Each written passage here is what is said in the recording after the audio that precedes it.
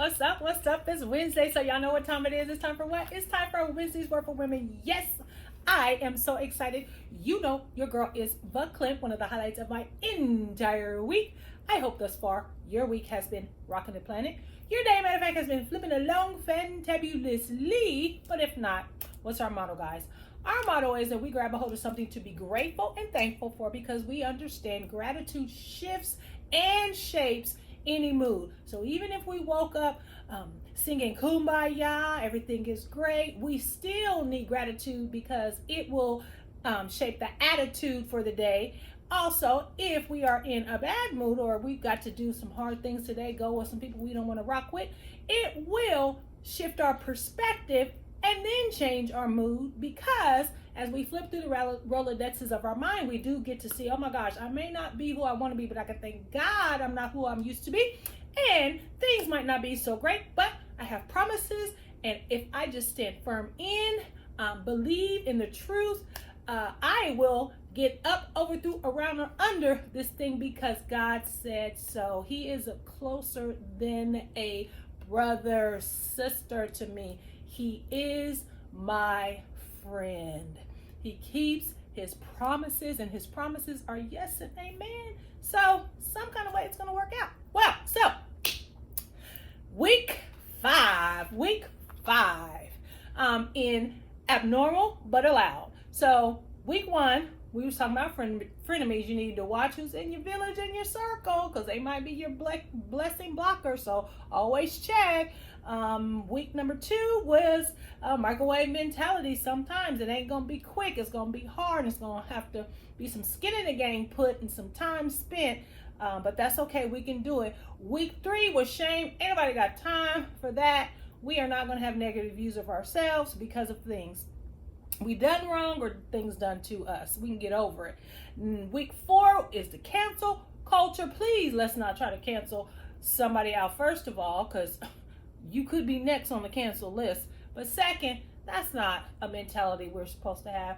Nobody should be canceled. Everybody is worth something. And week number five is accountability. That's right. Accountability don't count is what our society, our culture has bought into, this lie.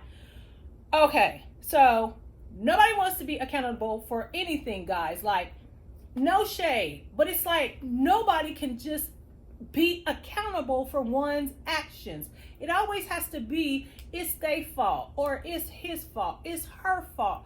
Well, if they wouldn't have did this, then I wouldn't have did that. That's why my motto is always, you don't have to let nobody kill your vibe or steal your joy. The one thing that you get to control is you. You can't do nothing about what nobody else is doing. Facts, that's true. But what you can do is make sure you are in control of how you respond and not react to things. You get to make that choice.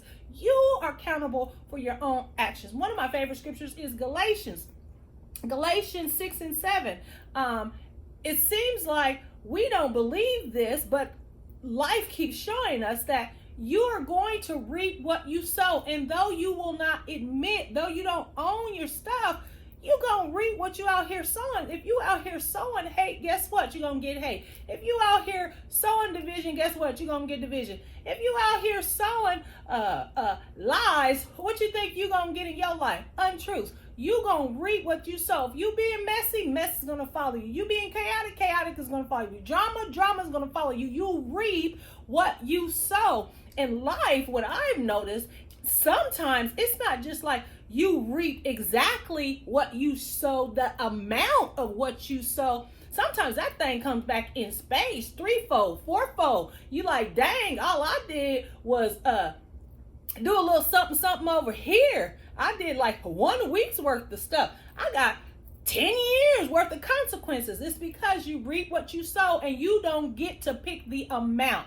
We have got to start being accountable for what we do, because they have consequences. There's not a move you make that is going to have a singular effect. It is going to affect everything that is tied to you. That's why You got to be so very careful that you are accountable for what you do, because this is what I know for sure. As I know and I understand that I'm accountable for what I do, I tend to think more about the moves I make and what it is that I do. Because if I understand I want to be accountable for this act, I better make darn sure that what is going to come back to me is something that I want.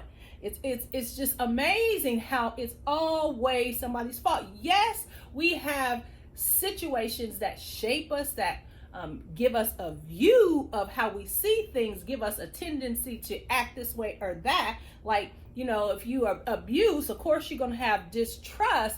If you've been hurt, of course it's a tendency to build walls. If you've been taken advantage of, it's easier for you to then stop caring. If you've been a doormat, it's easier for you then your tendency is going to be to become hard. And if you just keep getting hurt, it's easy to become bitter.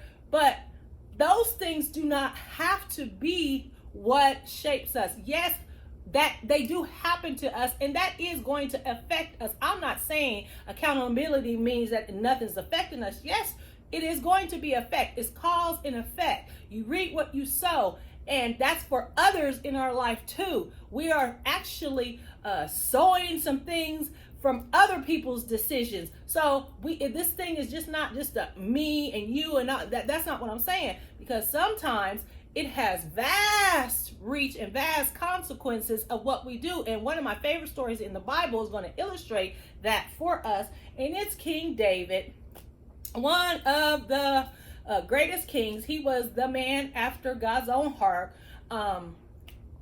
I want to go to 2 Samuel. I'm not going to read you all the scriptures. I'm going to give you context in the story. It's 11 and 12. So King David, great king that did all this stuff. He's a man of war, valiant, good king, just great leader. He makes a slip up. He sees a woman, Bathsheba. He's supposed to be at war, but he's at home. He's chilling. He sees this woman, beautiful. Hey, go get her. She comes. They do the thing. Boom, she gets pregnant. Her husband is actually his homie, out there fighting where he's supposed to be. So she sends words that she's pregnant. And so what his big idea is to, okay, well, let's bring him back so he can sleep with her, so then we can play like I am not that baby pappy. It's yours. But he was a faithful man, and so he was supposed to be in war, so he wasn't trying to have comforts of home, so that didn't work. So then David's bright idea was, all right, send him to the front line, let him get killed. Uriah, which is her husband's name, gets killed. She mourns. He takes her as his wife. They have the baby, thinking that he done got away with everything. He's king. Ain't nobody higher than him. Who's going to know he's running things? Well, God knew, and he was going to reap what he sowed. Ended up that God was not pleased with that. He's like, yo, you done did this thing. Since you've done this thing, the sword is not going to leave your family. Your family going to be jacked up, and your baby going to die. All from sleeping with this woman one time. Sure enough, what happened? The baby did die. Yes, he had other kids, but his family was jacked up and dysfunctional like ours from then on, because he made this decision. You reap what you sow. And for me, in my eyes, that was way, way bigger consequences, far more reaching and longer than the acts that he did. But he did and was accountable. He did come to the place where he's like, oh, yo, I was wrong. I'm sorry. I did that thing. Asked for forgiveness, and he really was sorry when he understood, when he took accountability for his actions. And that's what was the thing that made him able to live with what he's done. That's the thing we have to do, guys. Instead of running from and hiding from and blaming, if we just acknowledge what we have done, that's the launching pad for us to get over it, to heal, or to deal with whatever the consequences are. You got to understand, acknowledging is the first step of taking accountability for something. Taking an account for. You know how easy, but how hard it is to say, that's my fault. Well, I'm telling you, y'all, there's a lot of stuff that was my fault.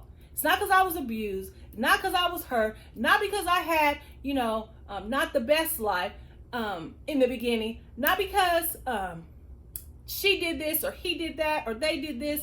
Yes, those played a part in what shaped me and what molded my view, but I am accountable for what I did with that thing. That's the thing, guys. We are accountable for what we do. I promise you, when you give an account for your life, the question is never going to be, okay, why did you do this? You ain't going to be able to say, because Champagne did this. Did you see what she did? Or she lied on me, and so I had to cuss her out. I had to do this. No. Why were you cussing Champagne out is going to be the question. It's not going to be nothing about what Champagne did. You're going to be accountable for what you did. And for me, that's actually a good thing, because I'm not then going to take the blame for something that I didn't do. I'm not going to take account for things that other people are doing, and we are doing that so much. We are allowing people not to take accountability for their actions, and we are trying to take accountability for their stuff, and you cannot do that. You might have screwed up, boo-boo, but you cannot take the responsibility of why that person is out there. Some parents, our children, might be out there wilding, and because we weren't the best parents, we're saying it's our fault. No, it is your fault that you weren't a good parent, but what they take and do with that's on them. Maybe we don't have the best employer, so I'm not going to give it my all. No, you are going to be accountable for the work that you do, regardless of what the environment, or if they were fair to you or not.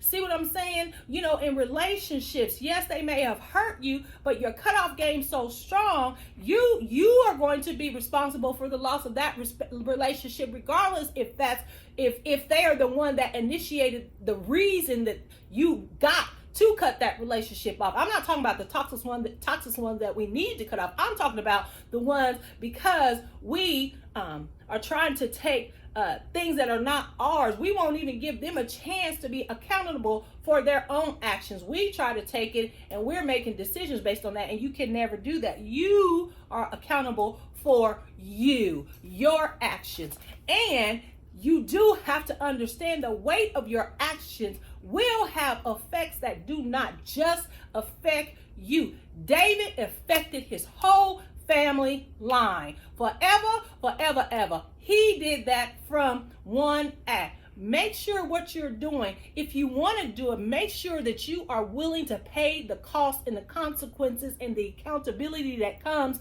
with that action. If you are not, then that boo-boo is something you don't need to do. Please, y'all, start being accountable for our stuff, and start holding our loved ones and people we care about accountable for their stuff. When you see something wrong, tell them. Help them to see. Sometimes you can't even see it. David needed someone to help him see that, what you did was wrong. Understand, some people ain't being funny. They just literally can't see it. But that's why we're in relationship with people. That's why we're not supposed to be out here isolated, because what I can't see, my girl should see, my homeboy should see, my leaders, my mentors, my friends, people around me that care about me should see. And so as we interconnect and we do life together, it is okay to hold each other accountable, to check people. That is love. Love is not just letting somebody just walk blindly off the cliff. Love is telling them, you on the edge. If you take one more step, you're going to fall. That's love. That's holding people accountable. You should want to have your set, your circle, your village, the people around you being the best that they can be. Lord Jesus, I ask that you please give us the courage and the strength to be accountable for the actions we make, and also to be a lens to help others see where there is accountability needed and perhaps that they can't see it.